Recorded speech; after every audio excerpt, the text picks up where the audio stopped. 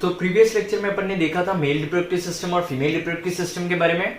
अब इस लेक्चर में अपन देखेंगे कि हार्मोनल कंट्रोल कैसा होता है मेल रिप्रोडक्टिव सिस्टम में और फीमेल रिप्रोडक्टिव सिस्टम में किस तरीके का हार्मोनल कंट्रोल होता है। तो सबसे पहले अपन स्टार्ट करते हैं हार्मोनल कंट्रोल इन मेल्स।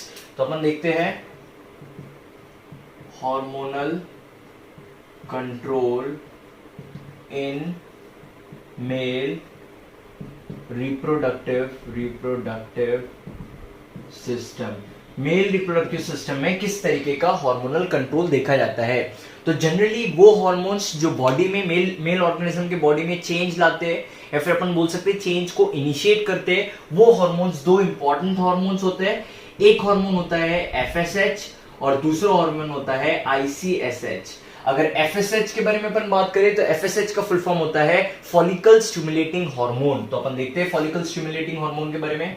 ये हो गया फॉलिकल स्टिमुलेटिंग हार्मोन। और आईसीएसएच होता है इंटरस्टिशियल सेल स्टिमुलेटेड हार्मोन। तो इसे अपन बोल सकते हैं इंटरस्टिशियल सेल स्टिमुलेटिंग हार्मोन। तो अपन सबसे पहले एफएसएच के बारे में देखते हैं। तो स्टार्ट करते हैं अपन एफएसएच के बारे में। तो जो एफएसएच होता है ये सबसे इंपॉर्टेंटली ये जो हार्मोन होता है ये हार्मोन जो होता है ये जर्मिनल सेल्स को स्टिमुलेट करता है। तो अपन लिख सकते हैं इट स्टिमुलेट्स जर्मिनल सेल। तो ये जर्मिनल सेल को स्टिमुलेट करता है। अगर अपने को पता है सेमिनिफेरस ट्यूब्यूल्स की अगर अपन बात करें सेमिनिफेरस ट्यूब्यूल की, तो सेमिनिफेरस ट्यूब्यूल में दो टाइप के सेल थे। एक क्यूबिकल सेल्स थे, क्यूबॉइडल सेल्स थे और एक कोनिकल सेल्स थे। तो ये जो क्यूबॉइडल सेल्स थे, इन क्यूबॉइडल सेल्स को बोला गया था जर्म सेल्स या फिर जर्मिनल सेल्स या फिर जर्मिनल एपिथेलियम बोला गया था। और ये जो कोनिकल सेल थे इनको बोला गया था सर्टोली सेल्स। तो पर्टिकुलरली सबसे पहले जो एफएसएच होता है ये स्टिमुलेट करता है जर्म सेल्स को, जर्मिनल सेल्स को। और जैसे ही जर्मिनल सेल्स को स्टिमुलेट करता है तो ये germinal cells meiosis division show करते हैं और मियोसिस डिवीजन शो करने के बाद ये गमेट्स की फॉर्मेशन करते हैं। तो यहां पे अपन लिख सकते हैं मियोसिस डिवीजन शो करते हैं और क्या करते हैं गमेट्स की फॉर्मेशन करते हैं। और क्योंकि अपन पढ़ रहे हैं मेल ऑर्गेनिज्म के बारे में तो यहाँ पे जो गमेट बनता है वो होता है स्पर्म। तो सबसे पहले अपन ने क्या देखा, एफएसएच के बारे में देखा कि एफएसएच क्या करता है, स्टिमुलेट करता है जर्मिनल सेल्स को। जर्मिनल सेल को जैसे ही एफएसएच स्टिमुलेट करता है या रेगुलेट करता है, इसके बाद क्या होता है ये जर्मिनल सेल्स में मियोसिस डिवीजन चालू हो जाती है और मियोसिस डिवीजन चालू होने के बाद यहाँ पे गमेट्स की फॉर्मेशन होती है जिसे बोला जाता है स्पर्म। अब ये जो मियोसिस डिवीजन की प्रोसेस होती है, जर्मिनल सेल से स्पर्म बनने की प्रोसेस होती है, इसी प्रोसेस को बोला जाता है स्पर्मेटोजेनेसिस। इसी प्रोसेस को कहा जाता है स्पर्मेटोजेनेसिस। ये हो गया सबसे पहला इंपॉर्टेंट चीज। अब अगर अपन बात करें एफएसएच की, तो एफएसएच जो होता है ये जर्मिनल सेल्स के अलावा सर्टोली सेल्स, ये होते हैं सर्टोली सेल्स और ये हो गए जर्मिनल सेल। तो ये सर्टोली सेल्स के ऊपर भी अपना स्टिमुलेशन करते हैं। तो अपन देखेंगे ये स्टिमुलेट करते हैं, स्टिमुलेट सर्टोली सेल को स्टिमुलेट करते हैं। जब ये सर्टोली सेल्स को स्टिमुलेट करते हैं तो ये सर्टोली सेल्स दो इंपॉर्टेंट प्रोटीन सीक्रेट करते हैं। देखते हैं वो दो इंपॉर्टेंट प्रोटीन्स के बारे में। सबसे एक प्रोटीन होता है एंड्रोजन बाइंडिंग प्रोटीन। और जो दूसरा प्रोटीन होता है ये होता है इनहिबिन। तो ये जो सर्टोली सेल रहता है ये दो प्रोटीन सीक्रेट करता है, इट सीक्रेट्स टू प्रोटीन। और ये जो दो प्रोटीन होते हैं एक होता है एंड्रोजन बाइंडिंग प्रोटीन और दूसरा होता है इनहिबिन। तो ये दो प्रोटीन को सीक्रेट करता है। सबसे पहले क्या होता है, तो एफएसएच ने स्टिमुलेट किया जर्मिनल सेल को। जैसे ही जर्मिनल सेल को स्टिमुलेट किया इसने मियोसिस डिवीजन शो किया और यहाँ पे गमेट्स की फॉर्मेशन की, पर्टिकुलरली स्पर्म की फॉर्मेशन की। इस प्रोसेस को स्पर्मेटोजेनेसिस बोला गया। फिर ये जो एफएसएच था इसने स्टिमुलेट किया सर्टोली सेल्स को। जैसे ही इसने स्टिमुलेट किया सर्टोली सेल्स को तो सर्टोली सेल्स ने दो प्रोटीन सीक्रेट किया, एक था एंड्रोजन बाइंडिंग प्रोटीन और दूसरा था इनहिबिन। अब अपन देखते हैं एंड्रोजन बाइंडिंग प्रोटीन के बारे में कि एंड्रोजन बाइंडिंग प्रोटीन जो होता है इसका काम क्या होता है। तो अपन स्टार्ट करते हैं एंड्रोजन बाइंडिंग प्रोटीन के बारे में।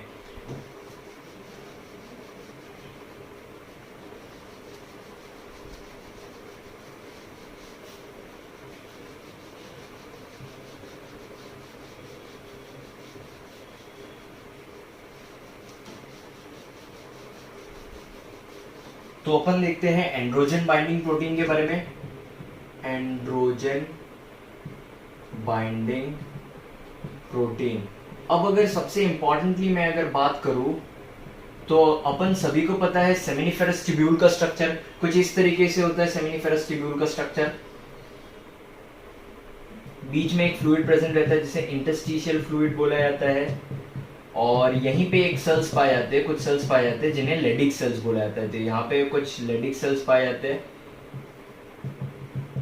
तो ये हो गया लेडिक सेल्स, लेडिक सेल, और ये हो गया अपना सेमिनिफेरस, सेमिनिफेरस ट्यूब्यूल्स। इस सेमिनिफेरस ट्यूब्यूल्स की लाइनिंग में दो इंपॉर्टेंट सेल्स प्रेजेंट रहते हैं, कुछ क्यूबॉइडल सेल्स होते हैं और कुछ कोनिकल सेल्स होते हैं। तो ये हो गए कुछ क्यूबॉइडल सेल्स और कुछ कोनिकल सेल्स। तो ये जो कोनिकल सेल होते हैं इन्हें बुलाया जाता है सर्टोली सेल्स, इन्हें कहा गया है सर्टोली सेल्स, और ये जो क्यूबॉइडल सेल्स है इन्हें बुलाया जाता है जर्म सेल्स या फिर इसे जर्मिनल एपिथेलियम सेल्स भी बुलाया जाता है। अब होता क्या है जनरली, तो ये जो लेडिक सेल्स होते हैं ये लेडिक सेल्स यहाँ पे प्रोड्यूस करते हैं एक हार्मोन जिसे बुलाया जाता है एंड्रोजन। यहाँ पे एक हार्मोन प्रोड्यूस करते हैं जिसे कहा जाता है एंड्रोजन। जैसे ही एंड्रोजन प्रोड्यूस होता है, अब भी अपन ने देखा कि वो जो एफएसएच था, एफएसएच ने क्या किया, इस लेडिक सेल को क्या किया, इसने लेडिक सेल को स्टिमुलेट किया, और जैसी लेडिक सेल को स्टिमुलेट किया यहां पे एक इंपॉर्टेंट प्रोटीन रिलीज हुआ जिसका नाम था एंड्रोजन बाइंडिंग प्रोटीन। अब होता क्या है, इसके बारे में अपन पढ़ रहे हैं एंड्रोजन बाइंडिंग प्रोटीन के बारे में। तो ये जो एंड्रोजन बाइंडिंग प्रोटीन होता है ये क्या करता है, तो ये जो लेडिक सेल्स रहता है इस लेडिक सेल से इस हार्मोन को, एंड्रोजन को कलेक्ट करता है, और कलेक्ट करने के बाद इसको डिपॉजिट कर देता है इस सेमिनिफेरस ट्यूब्यूल में। जैसे ये धीरे धीरे कलेक्ट करके डिपॉजिट करने लगता है इस सेमिनिफेरस ट्यूब्यूल में, इसका कॉन्सेंट्रेशन बढ़ने लगता है, और जैसे ही कॉन्सेंट्रेशन एंड्रोजन का सेमिनिफेरस ट्यूब्यूल में बढ़ने लगता है यहां पे फिर मेल ऑर्गेनिज्म में चेंजेस देखे जाते हैं प्यूबर्टी के बाद। तो ये एक इंपॉर्टेंट काम होता है एंड्रोजन बाइंडिंग प्रोटीन का। क्या काम है, तो अपन लिख सकते हैं it helps in increasing the concentration, it helps in increasing the concentration of androgen inside the seminiferous tubules. तो ये क्या करता है, ये एंड्रोजन के कॉन्सेंट्रेशन को बढ़ा देता है सेमिनिफेरस ट्यूब्यूल्स के अंदर, और जैसे ही एंड्रोजन का कॉन्सेंट्रेशन सेमिनिफेरस ट्यूब्यूल्स के अंदर बढ़ जाता है तो यहाँ पे क्या देखा जाता है, यहाँ पे कुछ चेंजेस देखे जाते हैं मेल ऑर्गेनिज्म के अंदर। तो अपन ने देखा कि एफएसएच किस तरीके से स्टिमुलेट करता है। सबसे पहले जर्म सेल्स को देखा अपन ने कि जर्म सेल्स को किस तरीके से स्टिमुलेट करता है, फिर अपन ने सेकंड देखा कि वो सर्टोली सेल्स को किस तरीके से स्टिमुलेट करता है। तो अब अपन देखते हैं सेकंड हार्मोन के बारे में जिसका नाम था आईसीएसएच। तो जो आईसीएसएच होता है ये हार्मोन स्टिमुलेट करता है लेडिक सेल्स को। तो अपन इसको लिखते हैं, आईसीएसएच का फुल फॉर्म होता है इंटरस्टिशियल सेल स्टिमुलेटिंग हार्मोन। तो ये किसको स्टिमुलेट करेंगे, ये इंटरस्टिशियल सेल को स्टिमुलेट करेगा। और अपने को पता है इंटरस्टिशियल सेल कौन सा सेल होता है, ऐसा सेल जो इंटरस्टिशियल फ्लूइड में प्रेजेंट है, और इसी इंटरस्टिशियल सेल का एक और नाम है जिसका नाम है लेडिक सेल। तो यहां पे जनरली आईसीएसएच जो होता है ये लेडिक सेल को स्टिमुलेट करता है, ये लेडिक सेल को स्टिमुलेट करता है, और जैसे ये लेडिक सेल को स्टिमुलेट करता है ये लेडिक सेल सिक्रीट करने लगता है मेल सेक्स हार्मोन जिसे बोला जाता है एंड्रोजन जिसे अपन बोल सकते हैं मेल सेक्स हार्मोन। और यहां पे पर्टिकुलरली जो हार्मोन रिलीज होता है वो हार्मोन होता है टेस्टोस्टेरोन। तो अपन ने क्या देखा कि इनिशियली जब हार्मोनल चेंजेस देखे जाते हैं मेल में तो दो इंपॉर्टेंट हार्मोन्स जो होते हैं ये चेंजेस को कंट्रोल करते हैं। सबसे पहला होता है एफएसएच।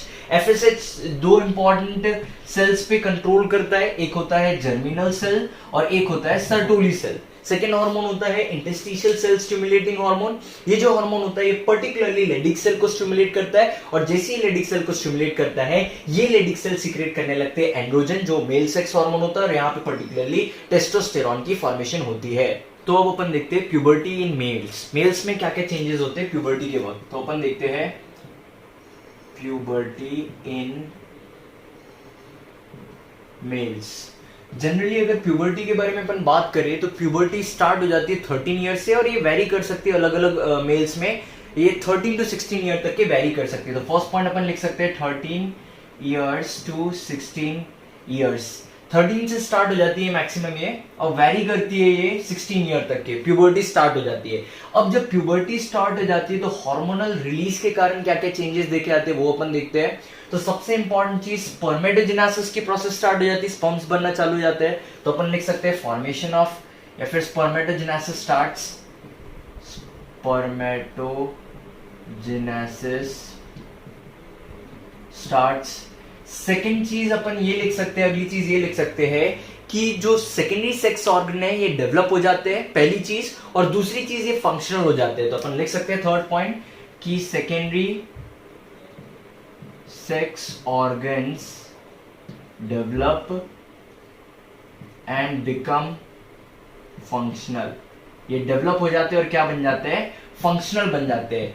अगला चेंज अपन ये देख सकते हैं कि जो वॉइस होती है, वॉइस डीप होने लगती है, डीपनिंग देखी जाती है वॉइस में, और इसका रीजन ये होता है कि वो जो वॉइस बॉक्स होता है जिसे अपन लैरिंक्स बोलते हैं ये एनलार्ज होने लगता है। तो अपन लिख सकते हैं वॉइस डीप, या फिर डीप वॉइस हो जाती है इसमें, डीप वॉइस। इसका रीजन ये होता है due to the enlargement of the voice box. Voice box के enlargement के कारण वॉइस जो है वो डीप हो जाती है, और यहां पे वॉइस बॉक्स जो होता है दैट इज लैरिंक्स।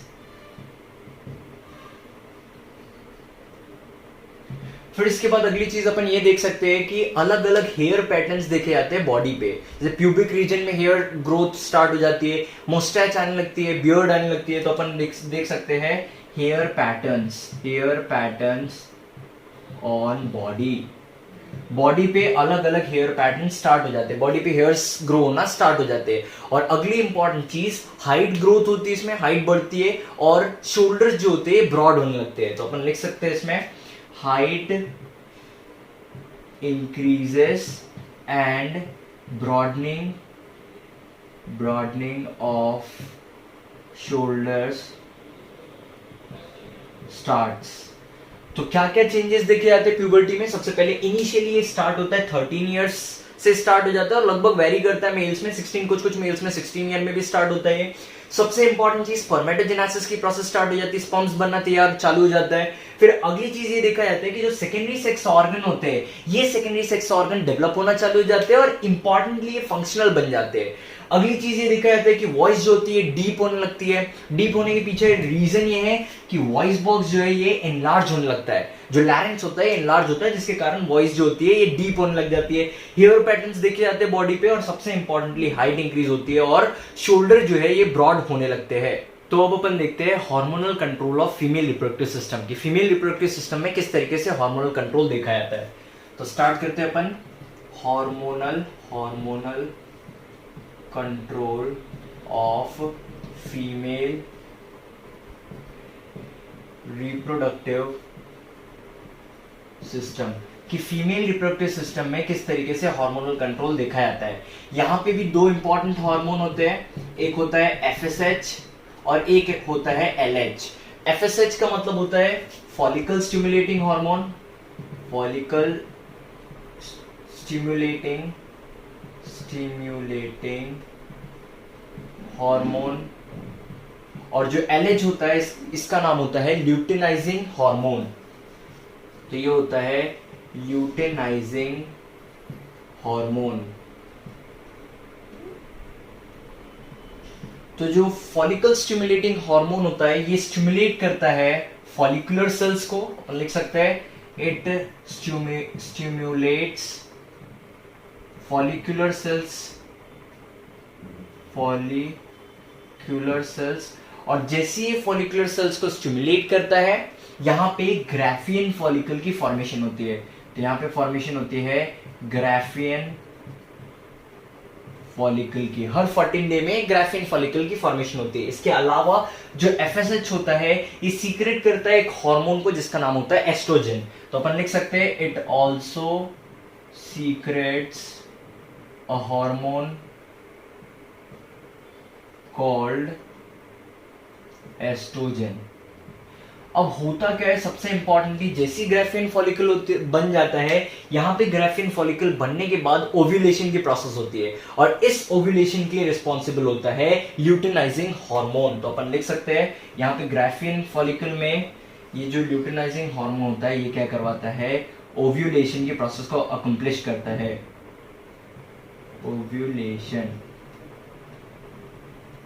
ओव्यूलेशन की प्रोसेस को करवाता है ये, अपन लिख सकते हैं it is responsible for ovulation. और जैसे ही यहाँ पे ओव्यूलेशन की प्रोसेस होती है यहाँ पे फॉर्मेशन होती है कॉर्पस ल्यूटियम की। अपन ने देखा था प्रीवियस वीडियो में, तो यहाँ पे फॉर्मेशन होती है कॉर्पस ल्यूटियम की, ल्यूटियम।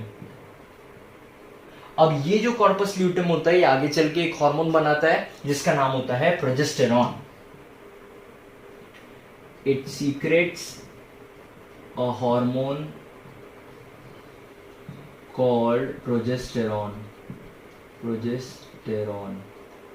तो अपन ने क्या देखा है पर्टिकुलरली कि जो फॉलिकल स्टिमुलेटिंग हार्मोन होता है ये किसको स्टिमुलेट करता है, फॉलिकुलर सेल्स को स्टिमुलेट करता है। और जैसे ये फॉलिकुलर सेल्स को स्टिमुलेट करता है यहाँ पे ग्राफियन फॉलिकल की फॉर्मेशन होती है। अब ये जो फॉलिकल स्टिमुलेटिंग हार्मोन होता है ये एक हार्मोन भी सीक्रेट करता है जिसका नाम होता है एस्ट्रोजन।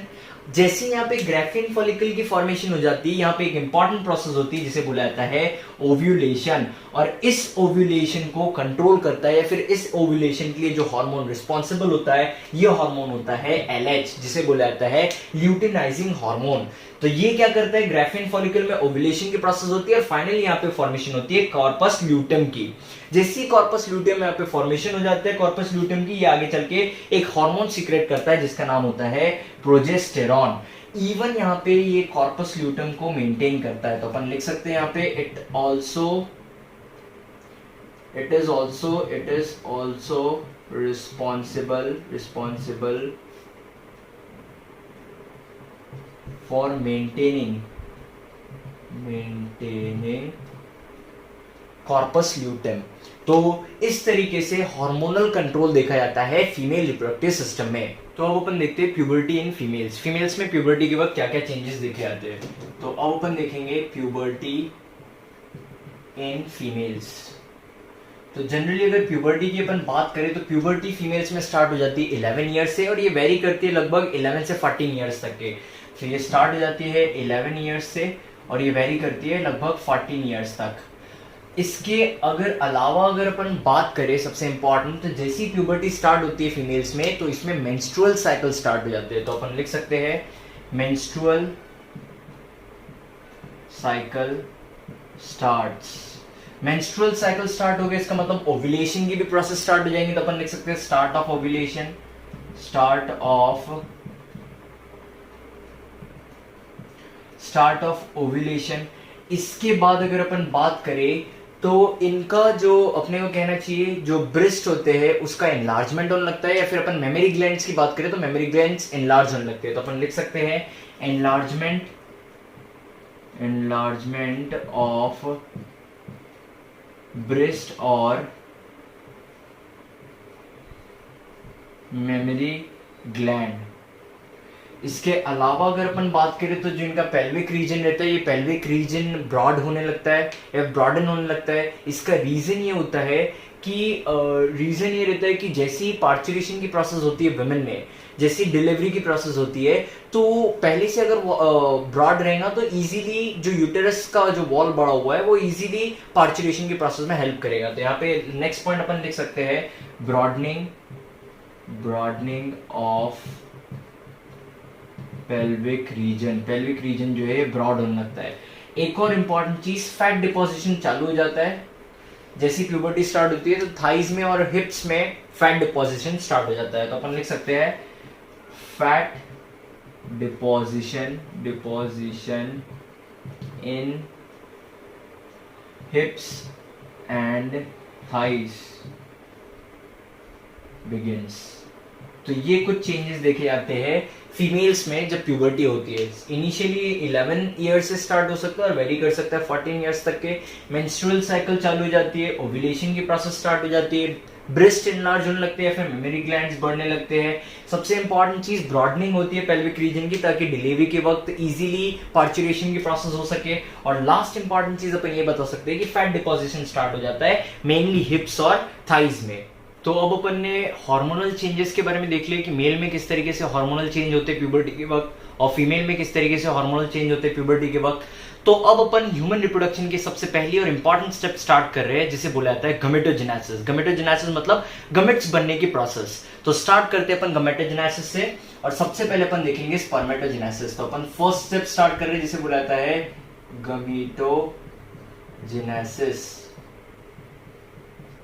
और सबसे पहला जो अपन इसमें पढ़ने वाले हैं वो है स्पर्मेटोजेनेसिस। अपन सभी को पता है स्पर्मेटोजेनेसिस का मतलब होता है the process of formation of sperm, एक ऐसी प्रोसेस जिसमें स्पर्म्स की फॉर्मेशन हो रही है। तो इसे अपन लिख सकते हैं the process of formation of sperm.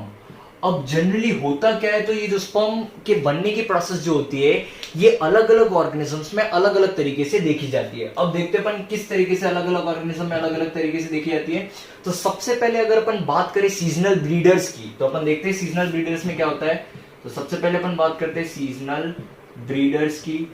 तो जो सीजनल ब्रीडर्स होते हैं, जैसे इसका एग्जाम्पल हो गया बैट। तो सीजनल ब्रीडर में सबसे इंपॉर्टेंटली जो स्क्रॉटम होता है, ये स्क्रॉटम हमेशा खाली रहता है। स्क्रॉटम जो होता है, स्क्रॉटल सैक, ये हमेशा खाली रहता है। सिर्फ जब ब्रीडिंग सीजन होता है तब क्या होता है, तो जो टेस्टिस होता है ये इनिशियली जो रहता है ये एब्डोमेन में प्रेजेंट रहता है। जैसे ही ब्रीडिंग सीजन स्टार्ट होता है ये टेस्टिस जो है ये एब्डोमेन से डिसेंड होकर स्क्रॉटम में आ जाता है, और जब तक के ब्रीडिंग का सीजन रहता है ये स्क्रॉटम में प्रेजेंट रहता है। जैसे ही ब्रीडिंग सीजन खत्म होता है ये वापस ये जो टेस्टिस जो स्क्रॉटम में आ चुका है ये स्मॉल हो जाता है और वापस एब्डोमिनल कैविटी में चले जाता है। तो अपन लिख सकते हैं इसमें first point, testis descend into the scrotal sac during the breeding season.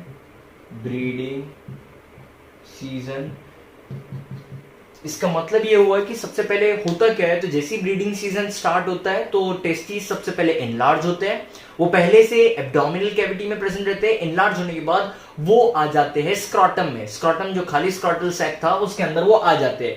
जैसे ही ब्रीडिंग सीजन चलता है इनका तो ये प्रोसेस शो करते हैं फर्टिलाइजेशन की, और जैसे ही ब्रीडिंग सीजन खत्म होता है तो वापस वो जो टेस्टिस है उसका साइज छोटा हो जाता है, और छोटा होने के बाद वो वापस एब्डोमिनल कैविटी में चले जाता है। तो अपन नेक्स्ट पॉइंट लिख सकते हैं, testis ascend into the abdominal cavity. तो वो वापस किस में चले जाता है, एब्डोमिनल कैविटी में वापस चले जाता है स्मॉल साइज होने के बाद। तो ये हो गया सबसे पहली कैटेगरी जो अपन देखा जाता है, जनरली देखा जाता है सीजनल ब्रीडर्स में। ये पर्टिकुलरली देखा जाता है सीजनल ब्रीडर्स में, और इसका एग्जांपल है बैट।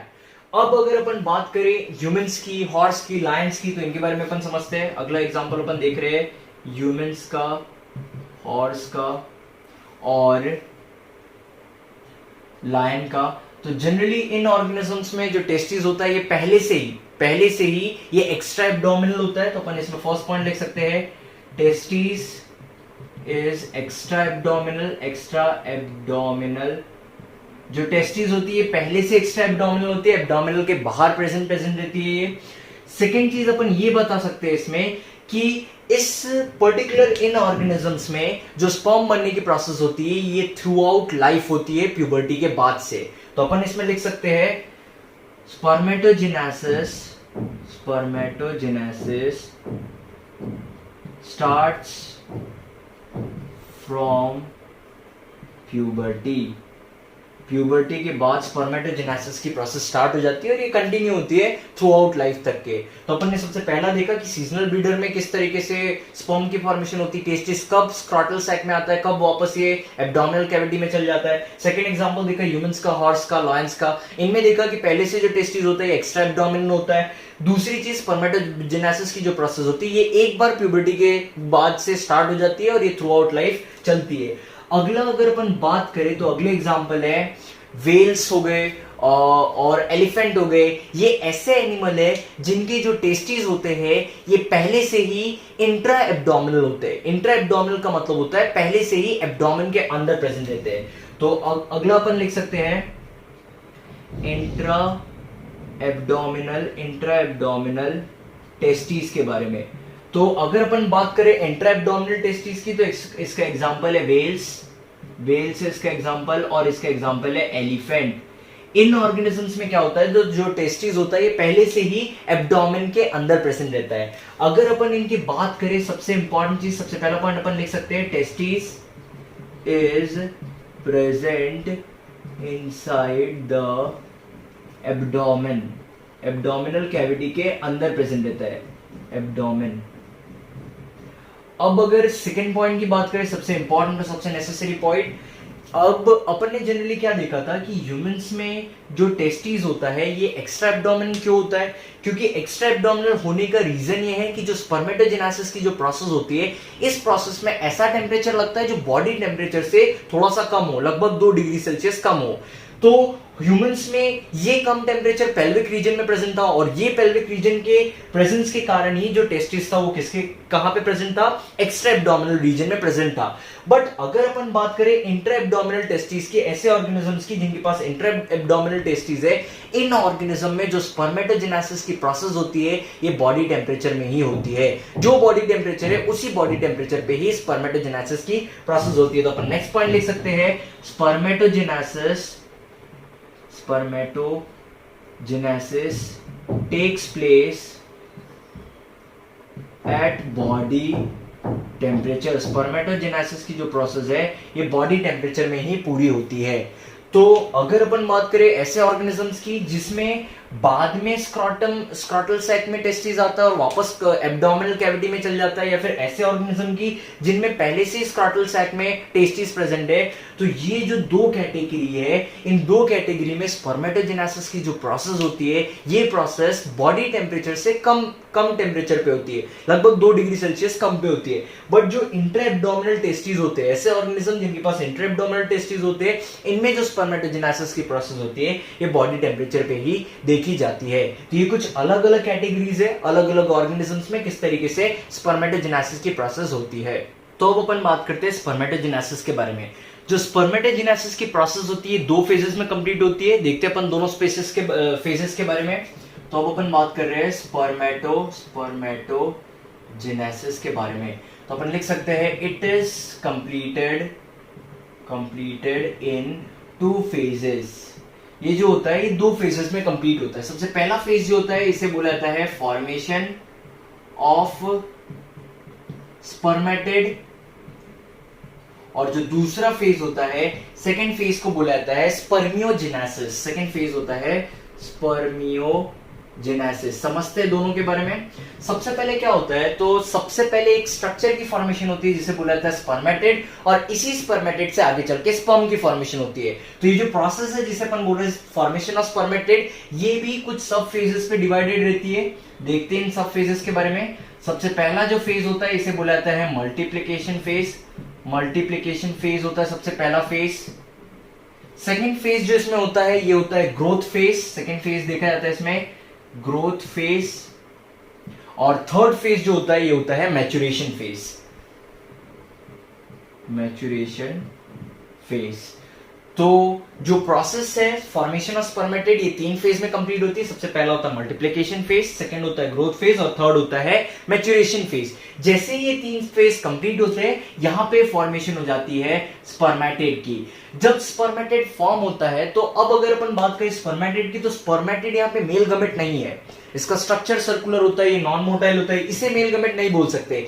इससे आगे चल के किसकी फॉर्मेशन होती है? स्पर्म की फॉर्मेशन होती है, और इसी प्रोसेस को बोला जाता है स्पर्मियोजेनेसिस। तो अपन यहां पे लिख सकते हैं कि जो स्पर्मेटिड होता है, spermatid changes into sperm and this process is known as spermiogenesis. जब स्पर्मेटिड चेंज होके स्पर्म बन जाता है तब इस प्रोसेस को बोला जाता है स्पर्मियोजेनेसिस। और इस प्रोसेस को, स्पर्मेटिड से स्पर्म बनने की प्रोसेस को लगभग यहाँ पे 74 डेज लगते हैं। तो अपन लिख सकते हैं यहाँ पे it is completed in 74 days, और ये प्रोसेस कंप्लीट होती है 74 डेज में। अब एक सबसे इंपॉर्टेंट चीज के बारे में अपन बात कर लेते हैं कि जब बात करते हैं ह्यूमंस में, पर्टिकुलरली मेल्स में टेस्टिस के बारे में, तो जो टेस्टिस होता है ये इनिशियली जो होता है ये फॉर्म होता है एब्डोमेन में। अगर अपन बात करें कि कब ये एब्डोमेन में फॉर्म होता है, तो ये जब एम्ब्रियो 7 मंथ के स्टेज पे रहता है। 7 मंथ के स्टेज में एम्ब्रियो जब रहता है तो तब तक के टेस्टिस फॉर्म हो जाते हैं, और 7 मंथ के स्टेज में ये जो टेस्टिस होते हैं ये एब्डोमेन से स्क्रॉटल सैक में चले जाते हैं। और ये जो एब्डोमेन से स्क्रॉटल सैक में जाने की प्रोसेस होती है ये एक हार्मोन कंट्रोल करता है, और वो हार्मोन होता है FSH। तो अगर अपन बात करें टेस्टिस की फॉर्मेशन की, तो टेस्टिस फॉर्म होता है एब्डोमिनल कैविटी में, और 7 मंथ के जैसे ही वो एम्ब्रियो 7 मंथ का हो जाता है तो ये जो टेस्टिस होते हैं ये 7 मंथ के बाद वहां एब्डोमिनल कैविटी से ये स्क्रॉटल सैक में चल जाते हैं, और यहाँ पे एक हार्मोन इसको कंट्रोल करता है, और वो हार्मोन होता है FSH, फॉलिकल स्टिमुलेटिंग हार्मोन। तो अब अपन स्टार्ट करते हैं स्पर्मेटोजेनेसिस की प्रोसेस को। तो अपन सभी को पता है कि स्पर्म्स की या फिर स्पर्मेटोजेनेसिस जो प्रोसेस बोलते हैं, स्पर्म्स के फॉर्मेशन की प्रोसेस, ये जो प्रोसेस होती है सेमिनिफेरस ट्यूब्यूल में होती है। और पर्टिकुलरली अगर अपन बात करें तो सेमिनिफेरस ट्यूब्यूल में 2 सेल्स पाए जाते हैं, एक होते हैं जर्मिनल एपिथेलियम सेल और एक होते हैं सर्टोली सेल्स। तो जो पर्टिकुलरली जर्मिनल एपिथेलियम सेल्स होते हैं ये सेल्स स्पर्म्स की फॉर्मेशन करते हैं। तो अब अपन स्टार्ट कर देते हैं यहाँ पे स्पर्मेटोजेनेसिस के बारे में, स्पर्मेटोजेनेसिस। और अब अपन देखेंगे पर्टिकुलर कि किस तरीके से स्पर्म्स की फॉर्मेशन हो रही है। तो ये अपने पास है एक लेयर जिसमें पर्टिकुलरली सिर्फ अपन देख रहे हैं जर्मिनल सेल्स के बारे में। तो ये जितने भी सेल है यहाँ पे इसे अपन बोल सकते हैं जर्मिनल एपिथेलियम सेल। ये जो होते हैं ये है जर्मिनल एपिथेलियम सेल। यहाँ पे सर्टोली सेल्स नहीं बनाए क्योंकि अपने को सर्टोली सेल्स की जरूरत नहीं है। तो ये जो जर्मिनल एपिथेलियम सेल्स होते हैं, डिप्लॉइड सेल्स होते हैं, इनके पास 2n नंबर ऑफ क्रोमोसोम होता है। तो पर्टिकुलरली अब अपन समझते हैं स्पर्मेटोजेनेसिस के प्रोसेस के बारे में। तो अपन स्टार्ट करते हैं एक सिंगल सेल से, एक सिंगल सेल के थ्रू इसको समझते हैं अपन। तो सबसे पहले क्या होता है, ये जो जर्मिनल एपिथेलियम सेल है, इसकी जो सेल है इनके पास 2n नंबर ऑफ क्रोमोसोम है, डिप्लॉइड सेल्स है। सबसे पहला जो स्टेप ये होता है कि इसका जो पहला सेल होता है ये सेल डिवाइड, यहाँ पे डिवीजन शो करता है, और यहाँ पे पर्टिकुलरली जो सेल डिवीजन होता है ये होता है मियोसिस सेल डिवीजन करता है, और ये आगे चल के 2 डॉटर सेल्स की फॉर्मेशन करता है। अब क्योंकि यहाँ पे मियोसिस सेल डिवीजन हुआ है तो आगे चल के जो डॉटर सेल बनी है इनके पास भी सेम नंबर ऑफ क्रोमोसोम रहते हैं, दोनों के पास 2n नंबर ऑफ क्रोमोसोम रहते हैं। और ये जो फेज स्टार्ट हुआ है ये सबसे पहला फेज होता है जिसे बोला जाता है मल्टीप्लिकेशन फेज। तो ये पहला फेज है जिसे बोला जाता है मल्टीप्लिकेशन फेज। हुआ क्या, तो जर्मिनल एपिथेलियम सेल था, ये डिप्लॉइड सेल था, इसने सबसे पहले मियोसिस सेल डिवीजन स्टार्ट की। मियोसिस सेल डिवीजन स्टार्ट करने के बाद 2 सेल्स की फॉर्मेशन हुई और दोनों के दोनों सेल डिप्लॉइड सेल थे। अब ये 2 सेल आगे चल के, ये दोनों डिप्लॉइड सेल्स है, ये 2 सेल आगे चल के और एक और मियोसिस, सक्सेसिव मियोसिस के प्रोसेस करते हैं और आगे चल के 4 सेल्स की फॉर्मेशन करते हैं। तो अब यहाँ पे 4 सेल्स बन जाएंगे, और ये चारों के चारों सेल्स जो है इनके पास 2n नंबर ऑफ क्रोमोसोम है। तो अपन लिख सकते हैं 2n नंबर ऑफ क्रोमोसोम, सबके पास 2n नंबर ऑफ क्रोमोसोम है। अब ये जो यहाँ पे जो सेल की फॉर्मेशन है इन सेल्स को बोला जाता है स्पर्मेटोगोनिया।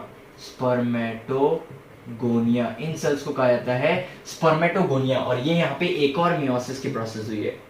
तो अपन ने क्या देखा, इनिशियली जो जर्मिनल एपिथेलियम सेल थे उनमें से एक सेल जो डिप्लॉइड सेल था उसने मियोसिस की प्रोसेस शो की। मियोसिस की प्रोसेस शो करने के बाद 2 सेल्स की फॉर्मेशन की, फिर से एक और सक्सेसिव मियोसिस की प्रोसेस शो की, और मियोसिस की प्रोसेस शो करने के बाद 4 सेल्स की फॉर्मेशन की, और इन सेल्स को बोला जाता है स्पर्मेटोगोनिया। ये होता है सबसे पहला फेज जिसे बोला जाता है मल्टीप्लिकेशन फेज। अब यहाँ पे क्या होता है, तो इनमें से कुछ सेल्स आगे चल के और स्पर्मेटोगोनिया की फॉर्मेशन करते हैं और कुछ सेल्स आगे चल के नेक्स्ट फेज में चले जाते हैं। तो अपन देखते हैं इनमें से, जैसे अपन ने इनकी बात करें तो ये दो जो सेल्स है ये आगे चल के और स्पर्मेटोगोनिया की फॉर्मेशन करेंगे। तो इन सेल्स को बोला जाता है टाइप ए स्पर्मेटोगोनिया। तो ये ऐसे सेल्स होते हैं जो आगे चल के और स्पर्मेटोगोनिया को प्रोड्यूस करते हैं। तो अपन लिख सकते हैं these are the cells which produces more spermatogonia, ये आगे चल के और स्पर्मेटोगोनिया की फॉर्मेशन करते हैं। बट कुछ सेल्स जो होते हैं ये आगे चल के नेक्स्ट फेज में एंटर करते हैं। तो ये जो दो सेल्स है जो आगे चल के नेक्स्ट फेज में एंटर करेंगे, इनको बोला जाता है टाइप बी स्पर्मेटोगोनिया। इनके बारे में अपन लिख सकते हैं कि it enters in the next phase. तो ये नेक्स्ट फेज में एंटर हो जाते हैं। तो अब अपन यहाँ पे देख सकते हैं स्पर्मेटोगोनिया की फॉर्मेशन हुई है। ये डिप्लॉयड सेल्स है, 4 सेल्स डिप्लॉयड है। इनमें से कुछ सेल्स आगे चल के और स्पर्मेटोगोनिया प्रोड्यूस करेंगे और कुछ सेल्स आगे चल के नेक्स्ट फेज में एंटर करेंगे।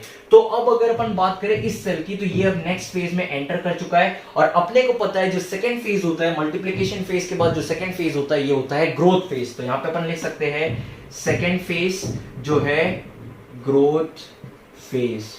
अब ग्रोथ फेज में पर्टिकुलरली होता क्या है, तो ये सेल का साइज इंक्रीज हो जाता है। ये सेल अब ग्रोथ कर चुका है, इस सेल का साइज इंक्रीज हो चुका है और ये जो सेल है ये सेल सारा नरिशमेंट या न्यूट्रिशन ले लेता है जर्मिनल सेल से। अब इस सेल को बोला जाता है प्राइमरी, अब इसे कहा जाता है प्राइमरी स्पर्मेटोसाइट।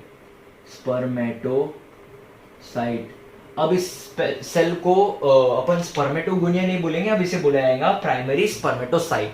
तो अपन ने यहाँ पे दो स्टेप्स देख लिए, एक हो गया मल्टीप्लिकेशन फेज और दूसरा फेज अपन ने देख लिया ग्रोथ फेज। अब अपन थर्ड फेज देखेंगे जिसे बोला जाता है मैच्योरेशन फेज। तो अपन देखेंगे प्राइमरी स्पर्मेटोसाइट से आगे चल के किसकी फॉर्मेशन होती है।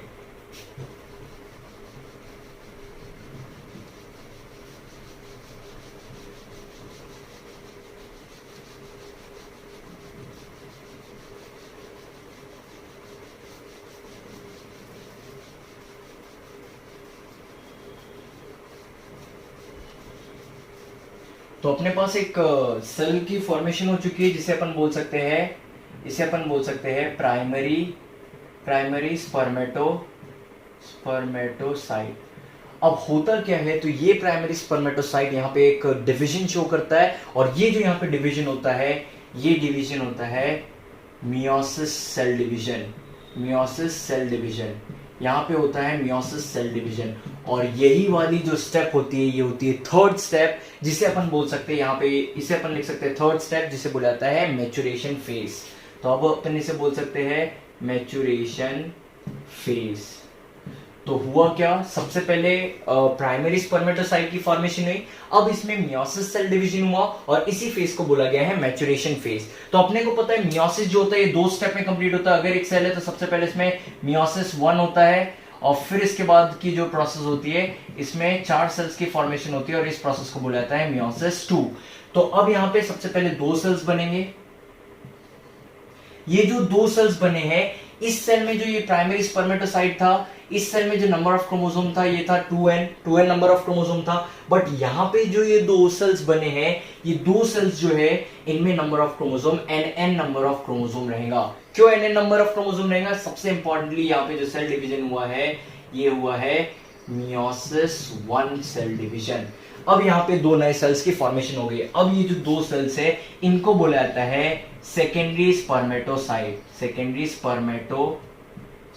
अब इन सेल्स को बुलाएगा सेकेंडरी स्पर्मेटोसाइट। इनके अंदर और आगे सेल डिवीजन देखा जाएगा और ये होगा मियोसिस 2 और यहां पे आगे चल के फॉर्मेशन हो जाएगी 4 डॉटर सेल्स की। और ये चारों के चारों जो डॉटर सेल्स रहेंगे ये हैप्लॉइड डॉटर सेल्स रहेंगे, इनके पास n नंबर ऑफ क्रोमोसोम्स रहेंगे। अब ये जो 4 डॉटर सेल्स फॉर्म हुए हैं, इन डॉटर सेल्स को बोला जाता है, इन डॉटर सेल्स को कहा जाता है इन्हें कहते हैं स्पर्मेटेड। तो तो यहाँ पे हैप्लॉइड स्पर्मेटेड की फॉर्मेशन हो चुकी है। तो अपना सबसे पहला स्टेप, अपना फर्स्ट स्टेप बोल सकते हैं अपन, फॉर्मेशन ऑफ स्पर्मेटेड।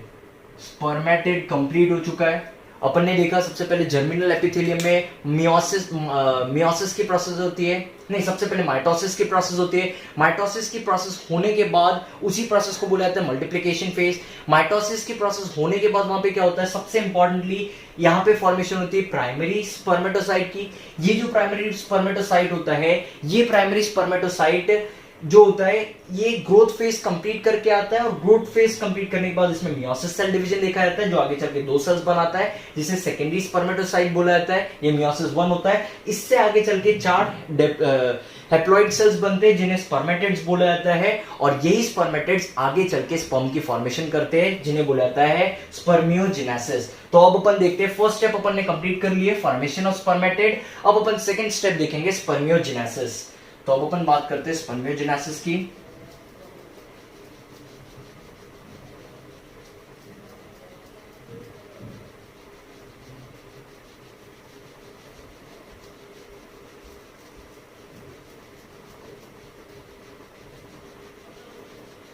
तो यहां पे अब 4 सेल्स की फॉर्मेशन हो चुकी है, ये 4 सेल बन चुके हैं, जिसे अपन बोल रहे हैं स्पर्मेटेड। ये हो गया स्पर्मेटेड। यही स्पर्मेटेड आगे चल के फॉर्मेशन करते हैं स्पर्म की। यही सेल आगे चल के, ये nn नंबर ऑफ क्रोमोसोम्स है इनके पास। स्पर्मेटेड के बारे में अपन बात करें तो ये सर्कुलर होते हैं, और ये नॉन मोटाइल होते हैं। इसे अपन पर्टिकुलरली मेल गमेट नहीं बोल सकते, क्योंकि ये आगे चल के मेल गमेट बनने की पहली ये जो स्टेप होती है, पहली स्टेप होती है, इसके बाद मेल गमेट की फॉर्मेशन होती है। तो अब ये आगे चल के male gamete that is sperm की फॉर्मेशन करते हैं। तो ये बनाएंगे यहाँ पे स्पर्म, और इसी स्पर्म बनने के प्रोसेस को यहाँ पे बोला जाएगा, इस प्रोसेस को बोला जाएगा स्पर्मियोजेनेसिस। तो अपन ने देखा कि जो स्पर्मेटोजेनेसिस होती है 2 प्रोसेस में कंप्लीट होती है। सबसे पहली प्रोसेस जो होती है ये होती है फॉर्मेशन ऑफ स्पर्मेटेड, और ये जो स्पर्मेटेड बनने की प्रोसेस होती है ये भी 3 सब फेजेस में कंप्लीट होती है। सबसे पहला होता है मल्टीप्लिकेशन फेज, सेकंड फेज जो होता है ये होता है ग्रोथ फेज, फिर थर्ड फेज जो होता है, थर्ड फेज अपन ने देखा maturation phase. Maturation phase complete होने के बाद यहाँ पे अपने को मिल जाते हैं स्पर्मेटेड। स्पर्मेटेड जो होते हैं हैप्लॉइड सेल्स होते हैं, और यही स्पर्मेटेड आगे चल के स्पर्म्स की फॉर्मेशन करते हैं, इसे बोला जाता है स्पर्म। और इसी स्पर्म बनने की प्रोसेस को, स्पर्मेटेड से स्पर्म बनने की प्रोसेस को बोला जाता है स्पर्मियोजेनेसिस। तो अपन ने अभी स्पर्मियोजेनेसिस के बारे में देखा किस तरीके से स्पर्मेटेड स्पर्म्स की फॉर्मेशन करते हैं। अब अपन देखेंगे कि क्या क्या चेंजेस होते हैं जब स्पर्मियोजेनेसिस की प्रोसेस होती है। तो अपन सबसे पहले स्टार्ट करते हैं कि चेंजेस क्या होते हैं स्पर्म बनने की प्रोसेस में, स्पर्मेटेड से स्पर्म बनने की प्रोसेस में क्या क्या चेंजेस होते हैं। सबसे पहला ये होता है कि न्यूक्लियस जो है ये कंडेंस होने लगता है। कंडेंस किस तरीके से होता है, तो इसके अंदर जितना भी आरएनए है वो लॉस कर देता है, और जितने भी एसिडिक प्रोटीन है ये सारा कुछ लॉस करके ये कंडेंस हो जाता है न्यूक्लियस। अब न्यूक्लियस में क्या है, तो न्यूक्लियस में अब अपन बोल सकते हैं कि ये जो न्यूक्लियस है, अब इस न्यूक्लियस में सिर्फ और सिर्फ डीएनए प्रेजेंट है, और डीएनए के साथ सिर्फ और सिर्फ बेसिक प्रोटीन प्रेजेंट है।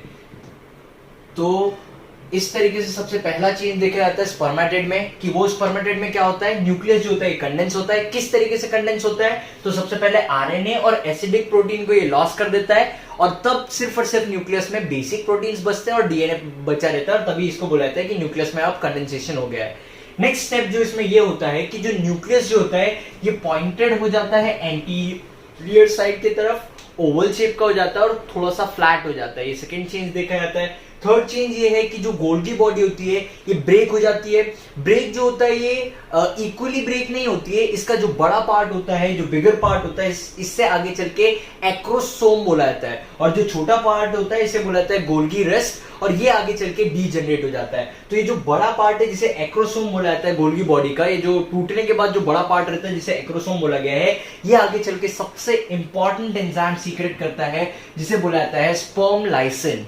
स्पर्म लाइसिन का एक बहुत इंपॉर्टेंट काम है, जब भी फर्टिलाइजेशन की प्रोसेस होती है तो ये एक ऐसा एंजाइम होता है जो एग्स की लेयर को डाइजेस्ट करने में हेल्प करता है और स्पर्म के कंटेंट को एग तक के पहुंचाता है। तो ये सबसे इंपॉर्टेंट चेंज होता है कि जो गोल्गी बॉडी होती है ये ब्रेक होती है, अनइक्वल पार्ट में ब्रेक होती है, एक बड़ा पार्ट रहता है और एक छोटा पार्ट रहता है। तो जो बड़ा पार्ट होता है इसे एक्रोसोम बोला जाता है, जो छोटा पार्ट रहता है इसे गोल्गी रस्ट बोला जाता है। फिर इसके बाद ये जो बड़ा पार्ट है जिसे एक्रोसोम नाम दिया गया है, ये आगे चल के एक एंजाइम सीक्रेट करता है जिसे स्पर्म लाइसिन कहा जाता है, और ये स्पर्म लाइसिन करता क्या है, तो ये डाइजेस्ट करता है एग की लेयर्स को। तो ये तीसरा चेंज देखा जाता है। अगला इंपॉर्टेंट चेंज जो है कि जो स्पर्मेटेड था जैसे ही आगे चल के स्पर्म की फॉर्मेशन करता है उसमें आगे चल के प्लाज्मा मेम्ब्रेन की फॉर्मेशन होती है। और अगली इंपॉर्टेंट चीज, प्लाज्मा मेम्ब्रेन की फॉर्मेशन तो होती है बट जो उसके अंदर साइटोप्लाज्म का कंटेंट होता है वो सिर्फ टेल रीजन में रहता है, बाकी किसी पार्ट में नहीं रहता है। साइटोप्लाज्म जो रहता है ये सिर्फ टेल रीजन में प्रेजेंट रहता है। और लास्ट और इंपॉर्टेंट चीज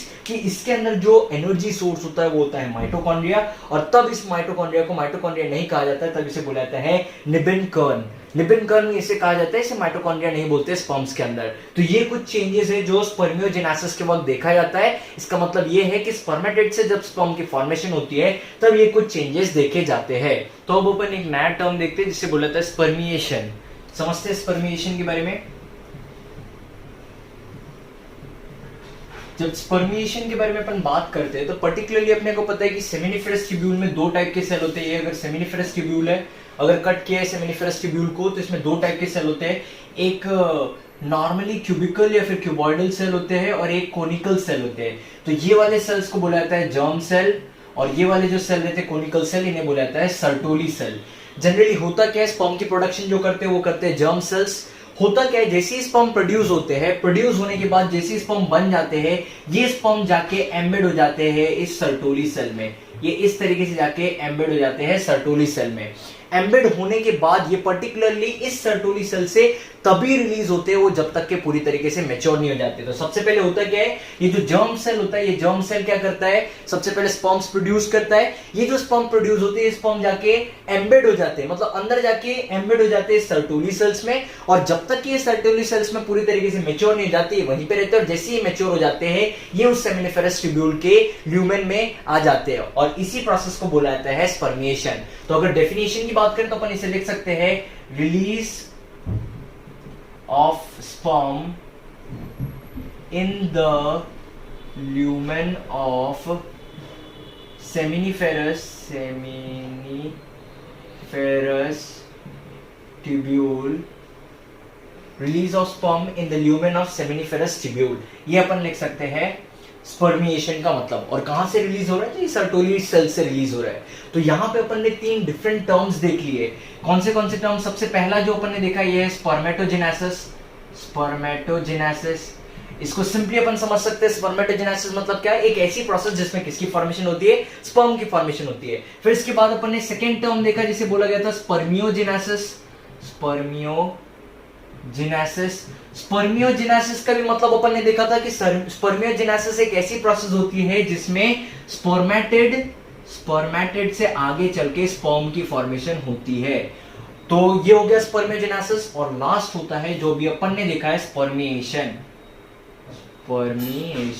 और स्पर्मिएशन का मतलब अब भी अपन ने देखा कि स्पर्मिएशन का मतलब होता है जैसे ही स्पर्म मैच्योर हो जाते हैं तो ये सर्टोली सेल से रिलीज हो जाते हैं सेमिनिफेरस ट्यूब्यूल्स के ल्यूमेन में। तो अब अपन देखते हैं स्पर्म का स्ट्रक्चर किस तरीके से होता है और क्या क्या चीजों से मिलकर स्पर्म की फॉर्मेशन होती है। तो अगर अपन बात करें स्पर्म्स की, ह्यूमन स्पर्म की, तो ये सबसे इंपॉर्टेंटली ये हैप्लॉइड होता है। अगली चीज ये मोटाइल होता है, मूवमेंट कर सकता है। और सबसे इंपॉर्टेंट चीज ये फ्लैजिलेटेड होता है।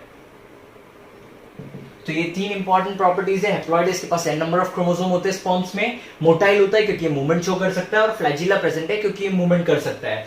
अगली इंपॉर्टेंट चीज, अगर स्पर्म के बारे में अपन बात करें तो स्पर्म जो होता है ये चार इंपॉर्टेंट पार्ट से मिलकर बना होता है। अगर अपन देखें चार इंपॉर्टेंट पार्ट्स की, तो देखते हैं अपन चार पार्ट से मिलकर बना होता है। सबसे पहला पार्ट जो होता है इसे हेड बोला जाता है। सेकंड पार्ट जो होता है उसे नेक बोला जाता है। थर्ड पार्ट को कहा जाता है मिडिल पीस। और जो फोर्थ पार्ट होता है, इस फोर्थ पार्ट को कहा जाता है टेल। तो ये चार पार्ट से मिलकर स्पर्म की फॉर्मेशन होती है। एक हो गया हेड, एक हो गया नेक, एक हो गया मिडिल पीस, और लास्ट वाला हो गया टेल। ये जो हेड होता है ये, इसमें दो इंपॉर्टेंट चीजें प्रेजेंट रहती है। एक होता है एक्रोसोम, और सेकेंड इंपॉर्टेंट चीज जो हेड रीजन में प्रेजेंट रहती है ये होता है न्यूक्लियस।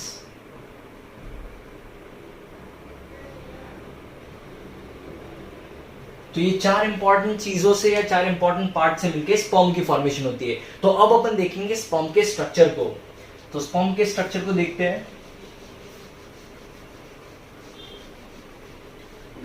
तो स्टार्ट करते हैं अपन उसके हेड रीजन से। सबसे पहले हेड रीजन में अपन बना रहे हैं ये एक पॉइंटेड न्यूक्लियस बना रहे हैं जो एंटीरियर साइड तरफ पॉइंटेड है और नीचे की तरफ इसमें डिप्रेशन प्रेजेंट रहता है।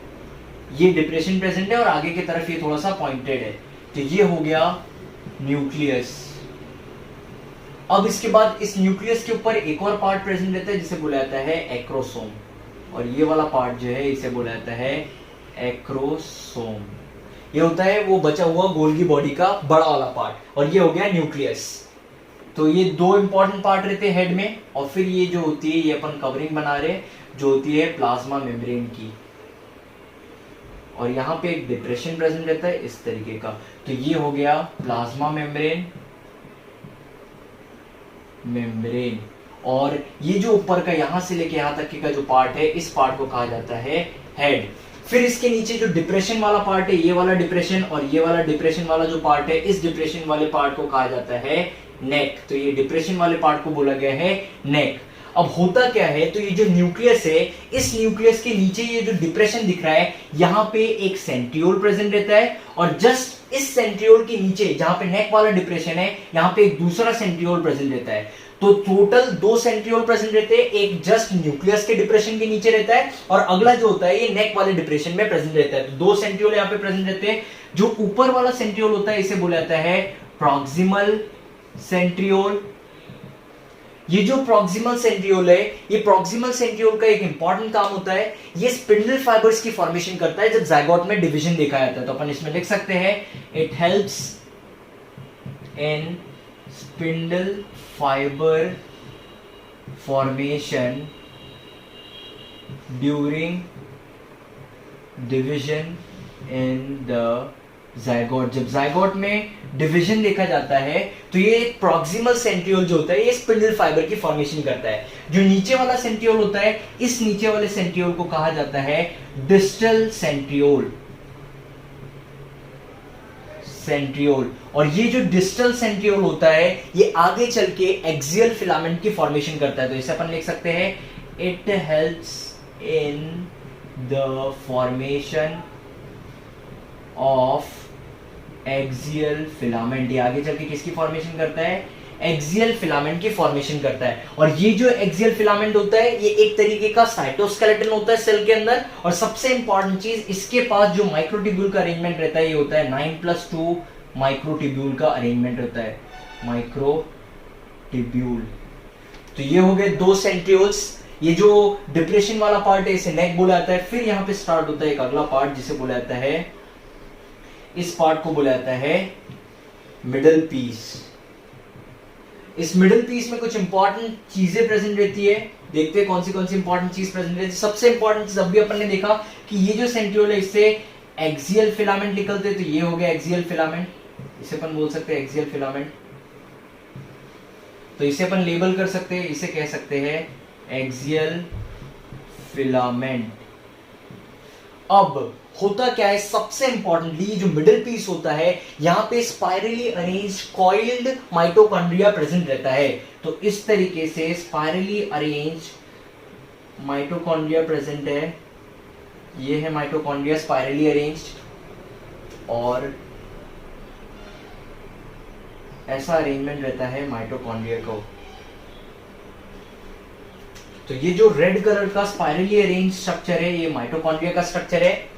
इसे लिख लेते हैं अपन, इसे लिख सकते हैं अपन स्पाइरली अरेंज्ड माइटोकॉन्ड्रिया, और इसे बोला जाता है निबरकर्न। इसे बोला जाता है निबनकर्न, निबनकर्न कहा जाता है इसे। इसका जो इंपॉर्टेंट फंक्शन होता है, ये इंपॉर्टेंट फंक्शन ये होता है कि ये एनर्जी प्रोवाइड करता है टेल को ताकि वो मूवमेंट कर सके। तो अपन लिख सकते हैं इसके फंक्शन के बारे में कि ये एनर्जी प्रोवाइड करता है टेल को ताकि वो मूवमेंट शो कर सके। फिर मिडिल पीस के बाद एक लास्ट स्ट्रक्चर प्रेजेंट रहता है जिसे बोला जाता है टेल। ये जो टेल रहता है ये बहुत लॉन्ग रहता है। यहाँ पे दिखा नहीं रहे अपन, ज्यादा लंबा नहीं दिखा रहे, बट ये टेल जो रहते हैं लॉन्ग होता है। और ये वाला जो स्ट्रक्चर है ये है टेल। तो इस तरीके से स्ट्रक्चर होता है स्पर्म का, ये अपन ने बनाया यहाँ पे स्पर्म का स्ट्रक्चर। यहाँ पे सबसे इंपॉर्टेंटली एक और चीज, दो चीज बच गई है, यहाँ पे दो लेयर्स और प्रेजेंट रहती है। एक लेयर होती है जो एक्रोसोम और अपर न्यूक्लियस को कवर करती है, ये एक लेयर होगी जो एक्रोसोम और अपर न्यूक्लियस को कवर कर रही है, और इस लेयर को बोला जाता है गेलिया। इस लेयर को कहा जाता है गेलिया। फिर इसके बाद अगली एक और लेयर प्रेजेंट रहती है जो लोअर न्यूक्लियस को और मिडल पीस को कवर करती है, ये लोअर न्यूक्लियस और मिडिल पीस को कवर करती है, और इसे बोला जाता है मैनकैटे। तो इस तरीके से एक स्ट्रक्चर होता है स्पर्म का जो चार पार्ट से मिलकर बना हुआ है। सबसे पहला पार्ट जिसे अपन बोल सकते हैं हेड, सेकंड पार्ट जिसे बोला जाता है नेक, थर्ड पार्ट जो होता है ये हो गया मिडिल पीस, और लास्ट पार्ट जिसे बोला गया है टेल। तो ये एक स्ट्रक्चर है, पर्टिकुलरली स्ट्रक्चर है स्पर्म का। तो अपन सभी को पता है कि जो ह्यूमंस में मेल्स होते हैं इनके पास दो सेक्स क्रोमोसोम्स पाए जाते हैं, एक एक्स क्रोमोसोम होता है और एक वाई क्रोमोसोम्स होता है। तो अगर अपन ध्यान दें तो मेल्स की अगर अपन बात करें तो मेल्स के पास एक एक्स क्रोमोसोम होता है और एक वाई क्रोमोसोम होते हैं, ये दो होते हैं सेक्स क्रोमोसोम्स। अब अगर अपन बात करें, अपन ने एक प्रोसेस देखी थी क्रोमैटिड की फॉर्मेशन की, क्रोमैटिड किस तरीके से बनता है, तो उसमें अपन ने एक स्ट्रक्चर देखा था ग्रोथ पीरियड के बाद या ग्रोथ फेज के बाद एक स्ट्रक्चर फॉर्म हुआ था जिसे अपन ने बोला था प्राइमरी स्पर्मेटोसाइट। Primary spermatocyte. तो अपन ने एक स्ट्रक्चर देखा था जिसे बोला गया था प्राइमरी स्पर्मेटोसाइट। इसके पास जो नंबर ऑफ क्रोमोसोम थे, इसके पास थे 2n नंबर ऑफ क्रोमोसोम। क्योंकि इसके पास 2n नंबर ऑफ क्रोमोसोम थे, इसके पास एक्स क्रोमोसोम भी था और वाई क्रोमोसोम भी प्रेजेंट था। फिर इसके बाद अगला फेज इसमें देखा जाता है जिसमें मियोसिस 1 डिवीजन होता है, यहाँ पे होता है मियोसिस 1, और इसी फेज को अपन ने बोला था मैच्योरेशन फेज। और इस फेज के बाद क्योंकि यहाँ पे मियोसिस डिवीजन होता है तो यहाँ पे दो डॉटर सेल्स की या फिर दो डॉटर सेल्स की फॉर्मेशन होती है, और दोनों डॉटर सेल्स के पास n नंबर ऑफ क्रोमोसोम हो जाते हैं। n से मतलब ये है कि इसके पास एक x क्रोमोसोम आ जाएगा और इसके पास एक y क्रोमोसोम हो जाएगा। ये था मियोसिस 1। फिर इसके बाद एक और सक्सेसिव सेल डिवीजन होता है जिसके बाद 4 डॉटर सेल्स की फॉर्मेशन होती है। तो इस तरीके से 4 डॉटर सेल्स की फॉर्मेशन होगी और चारों के पास n नंबर ऑफ क्रोमोसोम है, चारों के पास n नंबर ऑफ क्रोमोसोम्स है। इसे बोला गया था सेकेंडरी स्पर्मेटोसाइट। और लास्ट में अपन ने देखा था कि ये जो बने थे इसे अपन ने बोला था स्पर्मेटेड। अब यहाँ पे तो ये जो दो सेल्स है, इन दो सेल्स के पास, ये जो दो सेल है इनके पास इसके पास भी एक्स क्रोमोसोम है और इसके पास भी एक्स क्रोमोसोम है, और ये जो दो सेल्स है इसके पास वाई क्रोमोसोम है और इसके पास भी वाई क्रोमोसोम है। तो इन दो सेल्स का, ये दो सेल्स का नाम अलग अलग कर दिया जाता है। इन दो सेल्स को बोला जाता है गायनोस्पर्म, और ये जो दो सेल्स रहते हैं इन दो सेल्स को मिला के बोला जाता है एंड्रोस्पर्म। नाम से ही समझ में आ रहा है अपने को। जनरली अपन ने देखा है कि ये वाई क्रोमोसोम जो होता है, यही वाई क्रोमोसोम रिस्पॉन्सिबल होता है आगे चल के एक मेल ऑर्गेनिज्म के फॉर्मेशन के लिए। तो ये जो होते हैं एक्स और एक्स क्रोमोसोम वाले सेल्स, इन एक्स और एक्स क्रोमोसोम वाले सेल से आगे चल के एक फीमेल ऑर्गेनिज्म की फॉर्मेशन होती है। क्योंकि यहाँ पे फीमेल ऑर्गेनिज्म की फॉर्मेशन होती है इसलिए यहाँ पे टर्म यूज किया है गायनोस्पर्म। पर अगर अपन बात करें यहाँ पे इन दो सेल्स की, तो इन दोनों के पास वाई क्रोमोसोम्स है, और क्योंकि इनके पास वाई क्रोमोसोम्स है और वाई क्रोमोसोम ही आगे चल के रिस्पॉन्सिबल होता है एक मेल ऑर्गेनिज्म के फॉर्मेशन के, इसलिए इन दो सेल्स को बोला गया है एंड्रोस्पर्म। तो ये कुछ सेल्स होते हैं जो मेल्स में फॉर्म होते हैं स्पर्म्स बनने के बाद। अब अगर अपन बात करें पॉसिबिलिटी की कि चाइल्ड जो है वो मेल बन रहा है या फिर फीमेल बन रहा है, इसकी क्या पॉसिबिलिटी है, तो इसकी पॉसिबिलिटी होती है 50%। 50% जो होता है ये चांसेस ये होता है कि वो मेल बन सकता है, या फिर 50% चांसेस होते हैं कि वो जो ऑफस्प्रिंग बन रहा है वो फीमेल बन सकता है। क्यों, ऐसा क्यों? तो अपने पास जो 50% क्रोमोसोम है, ये 50% क्रोमोसोम कैसे गायनोस्पर्म से। गायनोस्पर्म मतलब इनके पास जो नंबर ऑफ क्रोमोसोम है वो एक्स नंबर ऑफ क्रोमोसोम है। अगर ये मान लो ये वाले स्पर्म जैसे फीमेल के पास, अपने को पता है कि फीमेल के पास जो एग्स होते हैं उनके पास सिर्फ एक ही क्रोमोसोम होता है और वो होता है एक्स क्रोमोसोम और एक्स क्रोमोसोम। अगर मान लो एक स्पर्म आके इससे फ्यूज करता है और ये स्पर्म जो है इसके पास है एक्स क्रोमोसोम, तो यहाँ पे 100% आगे चल के जो जायगोट बनेगा ये कैसा जायगोट बनेगा, एक फीमेल जायगोट बनेगा। और अगर मान लो इस एग से एक स्पर्म आके फ्यूज होता है जिसमें वाई क्रोमोसोम है, तो ये आगे चल के जाइगोट की फॉर्मेशन करेगा, जो आगे चल के एक मेल जाइगोट बनेगा। अब होता क्या है, तो पॉसिबिलिटी की अगर अपन बात करें तो 50% अपने पास गायनोस्पर्म है। अगर ये क्रोमोसोम्स जाके फ्यूज होते हैं फीमेल क्रोमोसोम से, तो यहाँ पे 100% किसकी फॉर्मेशन होगी, फीमेल ऑर्गेनिज्म की फॉर्मेशन होगी। और अगर ये वाले सेल्स जाके फ्यूज होते हैं उस फीमेल एग से, तो मेल ऑर्गेनिज्म की फॉर्मेशन होगी। तो अपने पास 50% चांस ये होते हैं कि फीमेल ऑर्गेनिज्म की फॉर्मेशन हो और 50% चांसेस होते हैं कि मेल ऑर्गेनिजम्स की फॉर्मेशन हो। तो इस तरीके से स्ट्रक्चर होता है। अपन ने यहाँ पे देख लिया स्ट्रक्चर, अपन ने स्पर्म का स्ट्रक्चर देख लिया है। अब अगर मैं बात करूं वायबिलिटी की, कि स्पर्म की वायबिलिटी कितनी होती है, तो वायबिलिटी के बारे में अगर अपन समझे तो वायबिलिटी का मतलब होता है कि कितने टाइम पीरियड तक के स्पर्म फर्टिलाइजेशन की प्रोसेस को अकम्प्लिश कर सकता है। तो वायबिलिटी की अगर अपन बात करें तो स्पर्म्स की जो वायबिलिटी होती है ये होती है 24 आवर्स। स्पर्म्स वैसे प्रेजेंट तो रहते हैं 24 आवर्स से ज्यादा टाइम तक के प्रेजेंट रहते हैं, बट वो वायबल नहीं रहते हैं। सिर्फ 24 आवर्स तक के वो वायबल रहते हैं। इसका मतलब ये है कि 24 घंटे तक के वो कैपेबल होते हैं फर्टिलाइजेशन की प्रोसेस को अकम्प्लिश करने के लिए।